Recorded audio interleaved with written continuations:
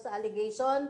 What does the palace think of the corruption allegation raised by Senator Pacquiao against the government's cash aid program or ayuda? Similar question po ito ni Kenneth Pasyente ng PTV.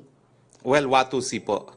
Akala ko atom bomb, yung pala Watusi. Wala po, walang kwenta. Kasi puro generalized allegations po. Walang bill of particulars, walang specific instance, walang ebidensya.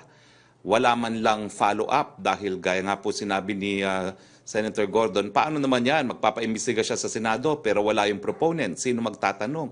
Hindi po ganyan ang trabaho ng Senado.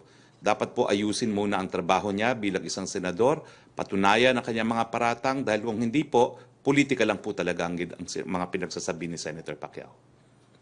Okay. Yung second question po ni Laila Salaveria ay nasagot niyo na, ni MJ Blanca Flor ay nasagot niyo na po.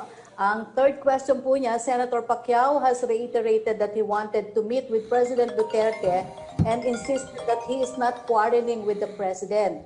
Thus, the President want to meet Senator Pacquiao too to discuss their issues.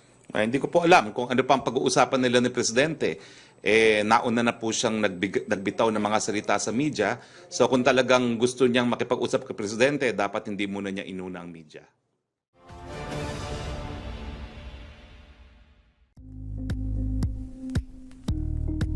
Thank you for watching Politico TV. Please like and subscribe to our channel for more videos.